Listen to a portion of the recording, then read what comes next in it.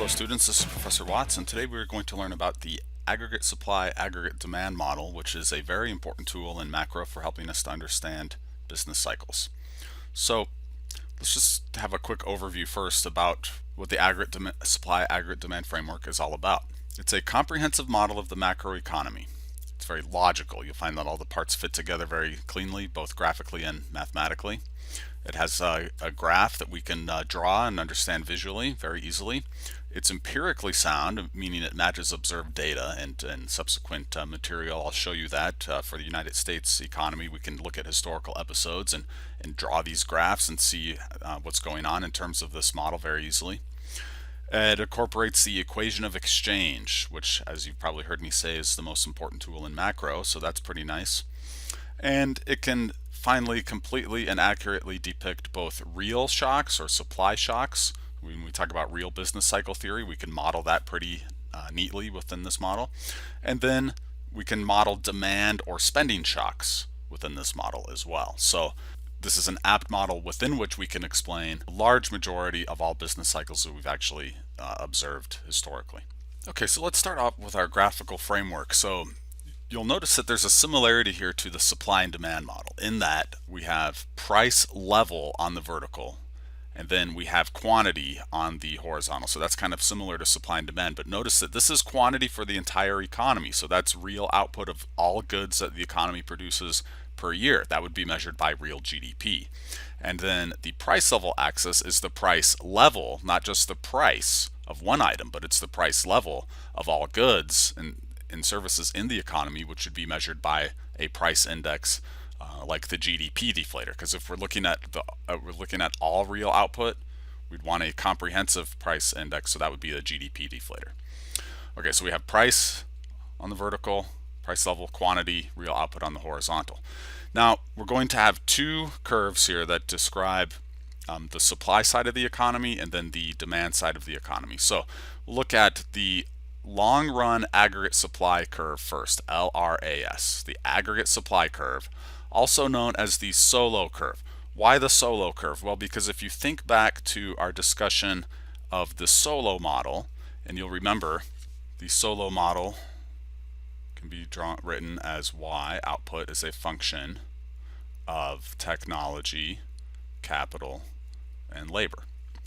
Right. So basically what the long run aggregate supply curve does is says how much could our economy produce, how much goods and services could we produce if we were using all of the available capital and labor at our current technology level.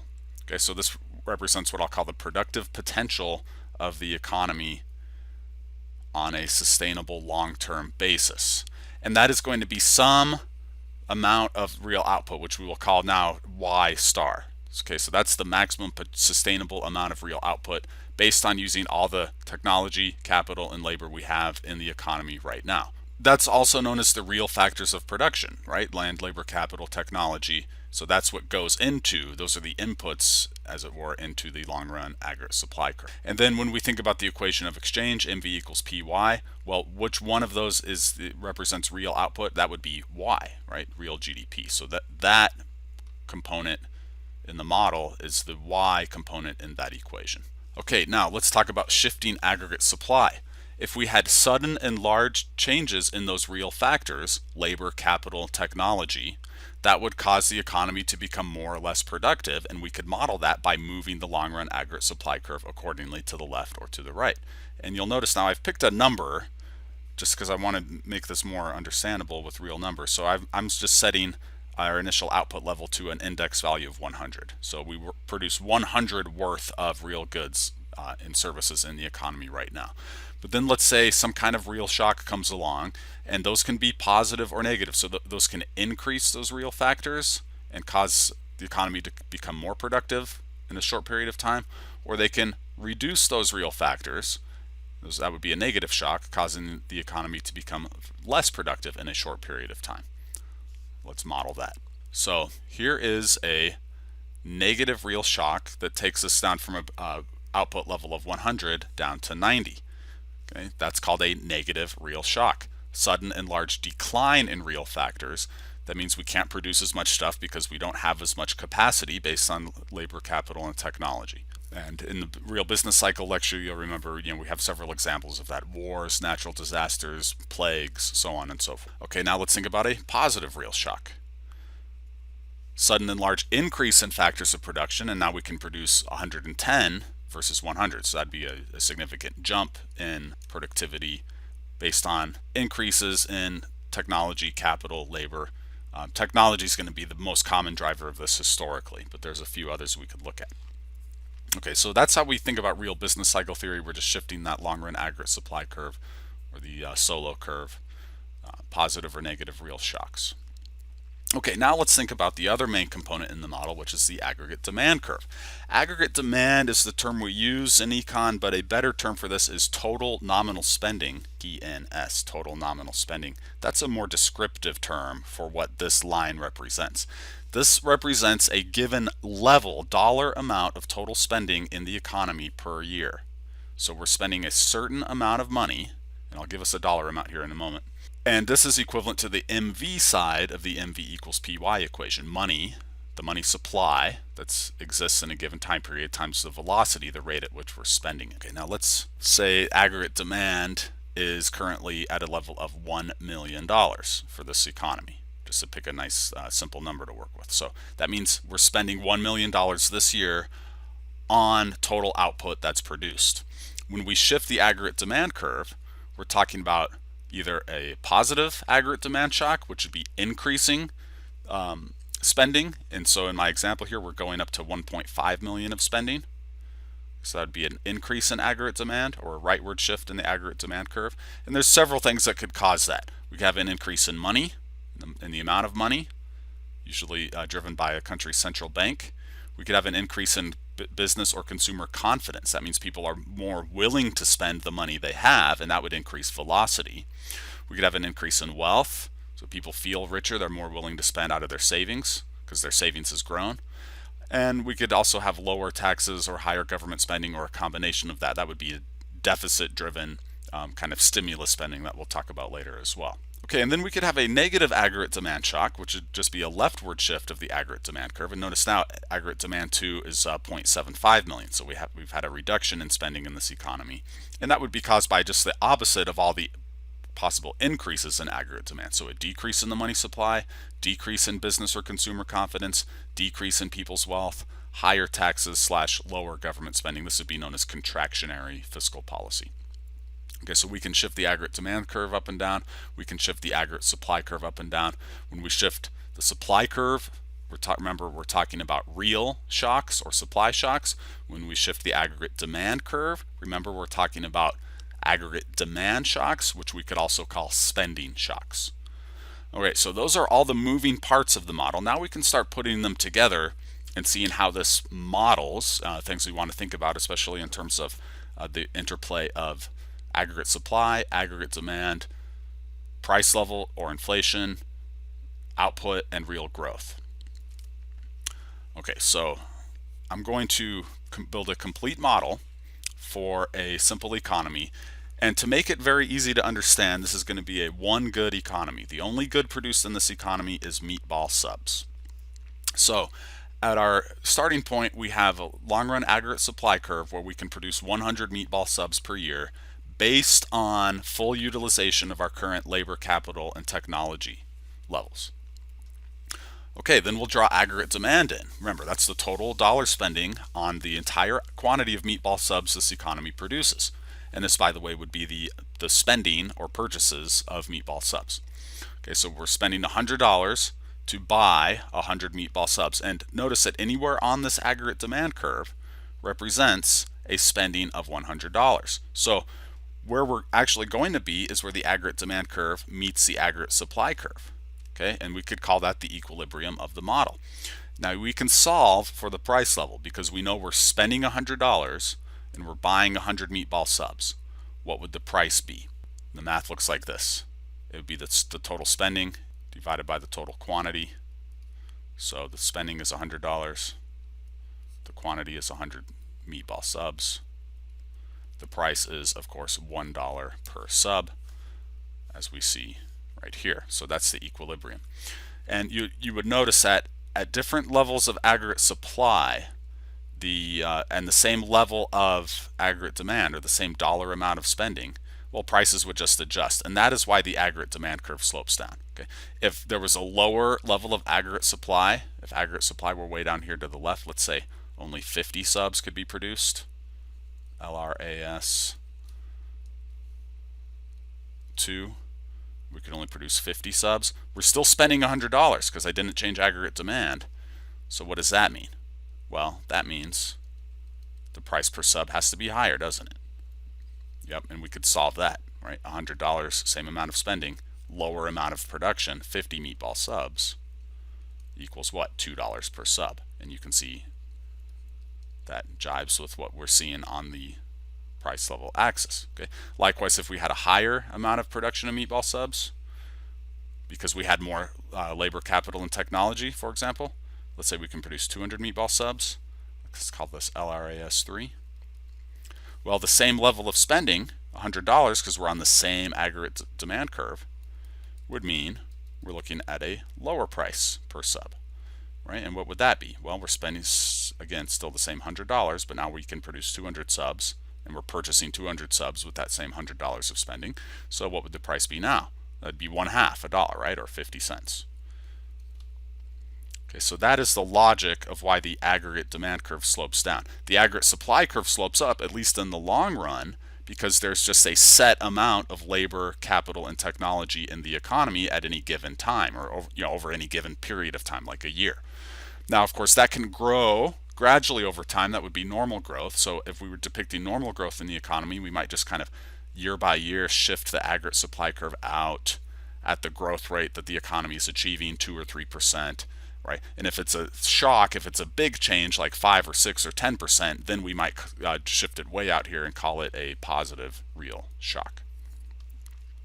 Okay, so that's how the model works. Now let's think about shocks in terms of the full model. So we've got aggregate supply and aggregate demand. We've got the output level, 100 meatball subs. We've got the price at $1 per sub when spending's $100. Aggregate supply shock. What happens if aggregate supply changes? Well, this would be a negative aggregate supply shock, of course, and our potential capacity is driven down to only 80 meatball subs.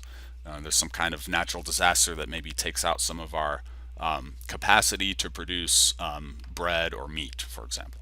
Well, we can only produce 80 subs now. The price is going to have to rise. You divide 100 by 80, you'd see the price per sub goes to $1.25. Negative real shocks mean there's lower productivity. If we have the same spending level, the same aggregate demand curve, we're going to have an inflationary recession. And why is that? Well, recession is because the output, the production of goods has declined, and inflationary is because prices of goods are rising. Okay, now let's think about a positive aggregate supply shock. Now we can produce 125 meatball subs. Most likely because we have improvements in technology that allow us to produce more meat or bread or tomatoes or whatever. And that's a sudden and large change. Now we can produce 125. We're still spending only $100 to purchase those subs. Naturally, that means the price has to go down. $100 divided by 125 subs means a price of 80 cents per sub. Okay, so this we would call a positive real shock. And notice that higher productivity with the same spending level now causes an economic boom because output is growing, and this would be deflationary in this case because the price level is going down. Okay, so we have a deflationary boom if aggregate supply is shifting to the right but aggregate demand doesn't change. Okay, so that was aggregate supply shocks. Now let's think about aggregate demand shocks. So I'm resetting to my starting point. We're spending $100. We've got 100 meatball subs produced every year. The price level is $1 per sub. Let's see what happens if aggregate demand changes. Okay, so now I'm going to shift aggregate demand to the right. So we're going to spend now $150 per year instead of $100 per year. So we're just adding more spending to the economy. We're shifting the total spending curve, aggregate demand, but we are not adding more productive capacity to the economy. How do I know that? Because we did not shift the aggregate supply curve. We did not have a change in labor, capital, and technology. right? The real resources that we need to produce goods. So if we just increase spending but don't increase our capacity to produce goods, what's going to happen? Well, as you can see, the price level is going to have to rise because we're spending more money on the same amount of goods, and we know what we call that, right? That would be inflation. So if we had higher spending at the same output level through a positive demand shock or positive spending shock, that's just going to be inflationary, purely inflationary. It's not going to help at all because we didn't increase the real productive capacity of the economy. Right? Likewise, we can look at a negative aggregate demand shock. So in this case, aggregate demand, total spending has fallen to 50. Okay. Again, long run aggregate supply curve isn't changing. Labor, capital, and technology are all the same. So what's going to happen here? Well, we're just going to see a reduction in prices. A negative spending shock with the same output level is just going to lead to deflation, a reduction in the price level at the same level of real output. So that's the basic model. I think that's pretty straightforward. We want to put a little twist on it to make it more compatible with how we think about the economy and the historical data that we're going to be looking at. So we're going to do a little twist here and turn this into the dynamic aggregate supply, aggregate demand framework. Dynamic refers to a model that demonstrates activity or change over time. So whereas before we were thinking about the price level on the vertical axis and the quantity of real output on the horizontal axis, now we're going to think about these in terms of their change over time. So not per year, but now we're thinking about the year-to-year change or growth in these things. So aggregate supply is now aggregate supply growth. It's the growth in sustainable output of meatball subs per year based on, well, typically it would be normal increases in labor, capital, and technology that we experience year to year because we have the population growing, we have saving and investing, creating more capital, we have technological advance through research and whatnot. It could also be based on a positive shock that's just a sudden and large, like abnormally large change increase in aggregate supply. And then for aggregate demand, we're thinking about aggregate demand growth as well. Not the level of spending, but the growth in total spending on meatball subs per year. And this would be based on changes in the money supply or velocity of money. Because remember, this aggregate demand represents the MV side of the MV equals PY equation. So we normally have some growth in the money supply. We could have velocity could go up or down. That kind of just depends on people's willingness to spend. But money usually grows. So usually going to have some upward movement and some growth in aggregate demand. And we're usually also going to have some growth in aggregate supply. Why? Because, well, we usually have a growth in our population. We have increases in saving and investment, and we are accustomed to seeing kind of steady improvements and advances in technology as well. Okay, so notice now I've changed the label on the vertical axis from the price level to the inflation rate because we're now thinking about growth over time. And as the price level changes, well, that's going to be inflation or deflation. Now, we could technically say the price level change rate here, but we're accustomed to seeing this go up historically, at least in recent history. So we'll just go ahead and label that the inflation rate. And we'll note that that could potentially be negative, and negative inflation is simply known as deflation. So we still have the capacity to track deflation here. Instead of the level of real output, we've now got the real GDP growth rate. And notice these are all we think about these in terms of percentages. So I've said percent here, percent here. So everything now is going to be percent terms. Okay, so real output, instead of being a level of 100 units of goods, it's now a 3% growth rate. Now, why did I pick 3%? I just picked a number to start with that's pretty close to our long run historical real growth rate in the United States. Long run, we're in the 3+% annual growth is pretty much our average. Okay, spending growth, I've also kind of picked something that's close to our long run historical average, although this is a pretty volatile figure. It can jump up and down, but 6% is a pretty good approximation of what we've seen historically in the past several decades. Okay, now let's think about what's equilibrium now. Well, we're spending 6% more dollars every year. We're getting 3% more goods. So we can now solve for inflation. 6% more money being spent. Some of that is going to buy in extra goods. In fact, 3 of that 6% is going to buy extra goods. So how are we going to think about this? It's not the price level anymore, it's the inflation rate. Well, it's going to be the difference between the 6% total spending increase and the 3% increase in real goods. It's going to be 3%. Right, and that is dictated by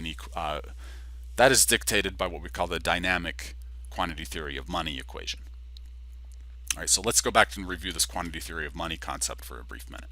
Remember the regular quantity theory of money. Money times velocity equals the price level times real output. MV equals PY. Dynamic quantity theory of money changes these from the level of money, the level of velocity, the price level, the output level, to the change in the money supply, velocity, price level, and output. And I designate that with this mathematical symbol percent delta M. So that means the change in the money supply over time, the change in velocity over time, the change in the price level, which is typically upward, so we call it inflation, and then the change in real output, which again is typically also an increase, so we'll call that growth, right? So we'll call this growth of M, growth rate of M, growth rate of V, growth rate of P, growth rate of Y, or put this back into words, money growth plus the change in velocity. Now I don't say velocity growth because velocity can go either way. There's no trend that velocity has to go up or down. Money almost always goes up. Same with prices. So we call this inflation because that's pretty much always going up. There's very few exceptions. And then same with growth. Or same with real output rather, that's typically growing. So we'll call that real growth. So money growth plus the change in velocity equals inflation plus real growth. And that's now exactly what we're charting with the model. Money plus velocity growth, that's aggregate demand, equals inflation plus real growth. So this model, you'll see now, hopefully incorporates the dynamic quantity theory of money very neatly. And then we can think about what's actually happening out there. Well, what's actually happening to the economy? We're seeing real shocks. So we're seeing increases or decreases in our productive capacity, and then we're seeing spending shocks, increases or decreases in the amount of total spending, and that's going to cause most of the business cycles. Not all of them. This isn't fully comprehensive, but this is probably the most useful model in all of macro because it encompasses, I would say, the large majority of scenarios that we actually observe. So a very useful model and pretty simple arithmetic. Okay, now let's think about shocks in terms of the dynamic quantity or the dynamic aggregate supply demand. So here we've drawn a negative real shock, negative supply shock. So let's find how equilibrium changes when our productive capacity declines due to something bad that takes away land, labor, or capital, war, natural disaster, disease, whatever.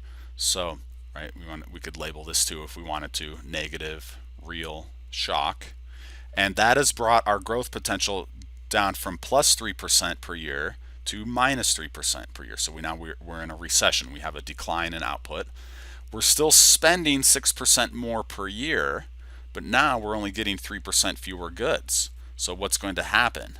Well, we're going to see that the new equilibrium, which occurs right here, is going to be a much higher inflation rate. Okay, and remember, let's put that in terms of this equation again. The percent change in money plus velocity. Now these are together here. That's what the aggregate demand curve represents.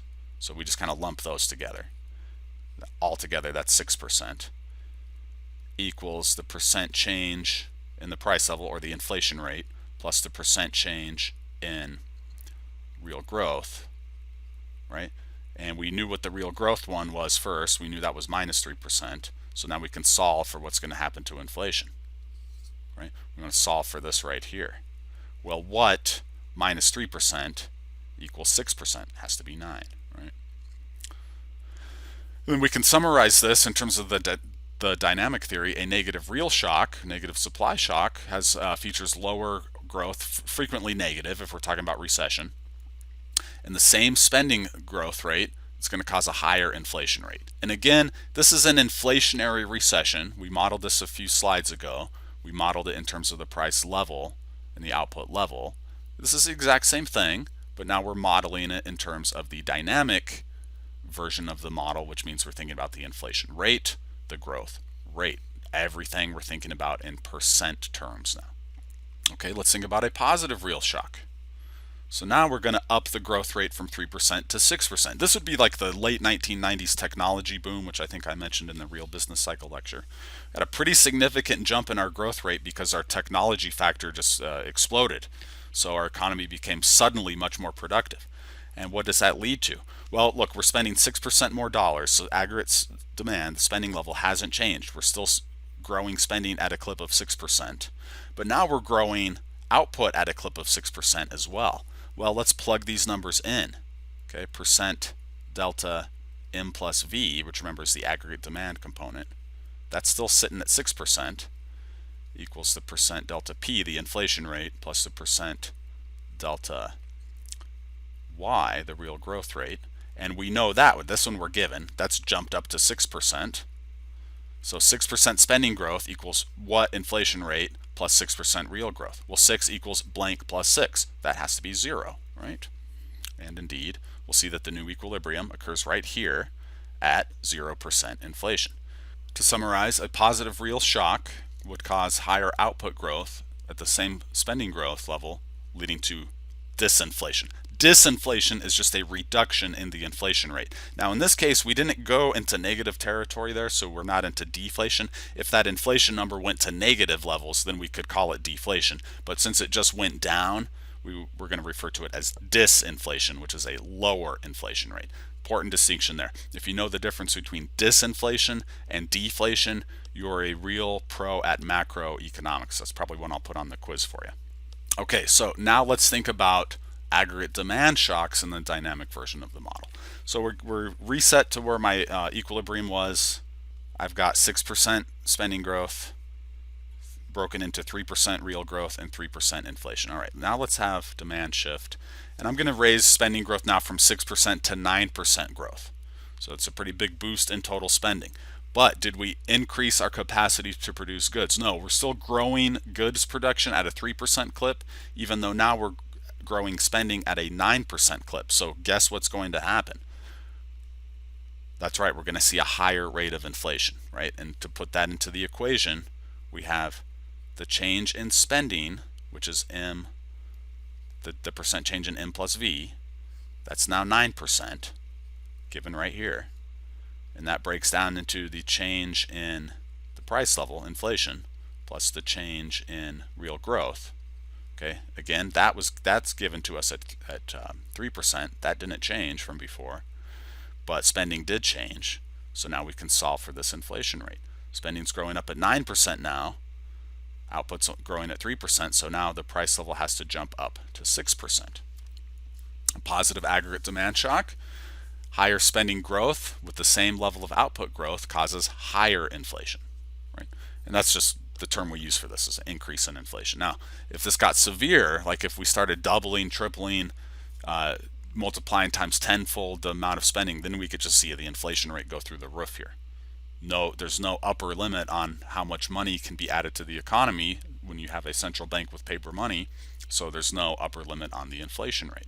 Okay, and then to wrap it up, let's look at a negative aggregate demand shock or a negative spending shock. Now here I'm taking the spending growth rate down from 6% down to 3%. So notice it's not even going negative here, it's just going less. Instead of spending 6% more, we're only spending 3% more. What's that going to do?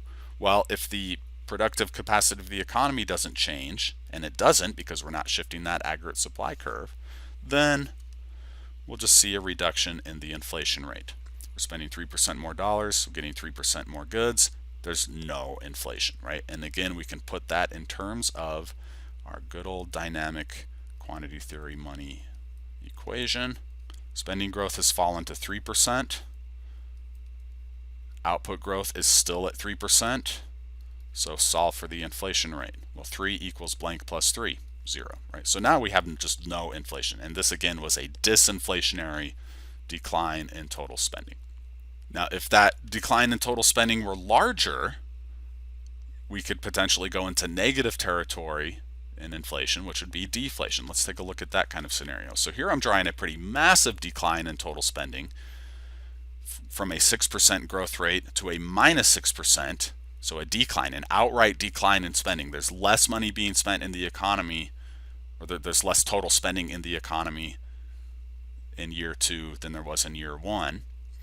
Now, presuming we can stay on this long run aggregate supply curve, and there's good reason to think that we won't, which I'll talk about momentarily, well, we could just see a massive reduction in inflation.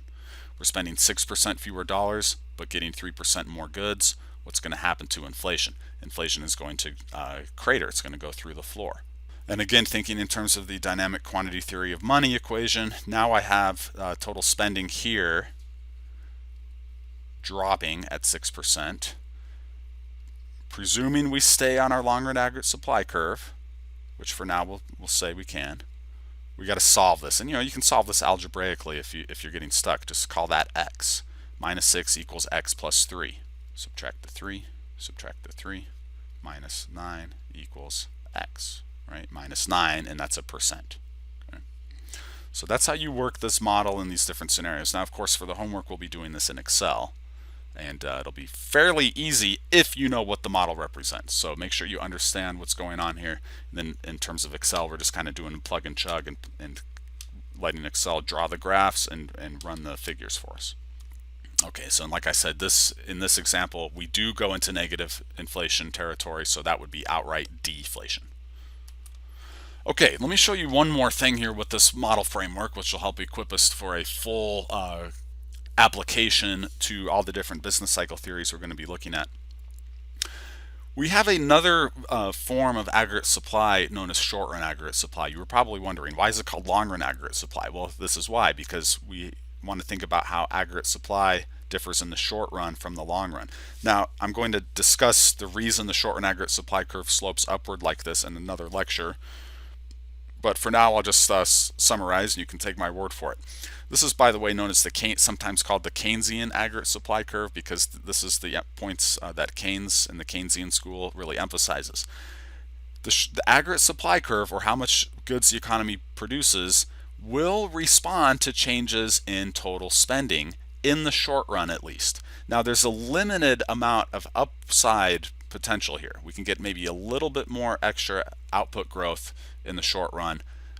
So you'll notice that this goes vertical at a growth rate that's not too high above our starting point. So yeah, maybe we max out here at like 5 or 6% potential growth rate.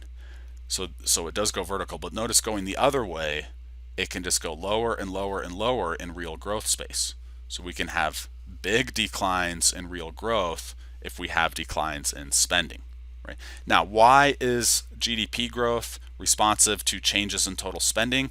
Well, that is all about this concept of sticky wages, which I explain in the other lecture in this unit. So make sure you take a look at that, the Keynesian macro lecture. All right, and I'll go into that concept in detail, and I also will refer back to the aggregate supply, aggregate demand framework.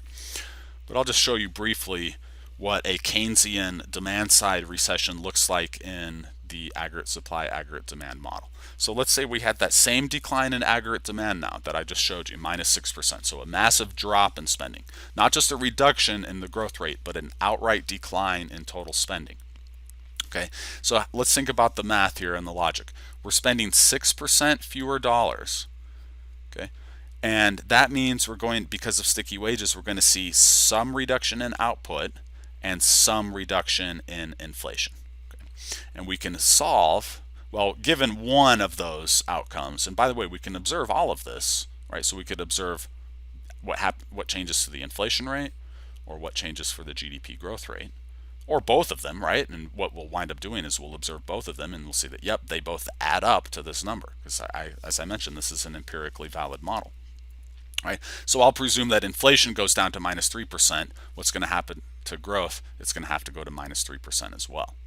Okay, and again, in terms of the math, if the spending growth rate is falling here to minus 6%, and this time I gave us the value for inflation. I said we just observe that inflation has fallen to minus 3% deflation.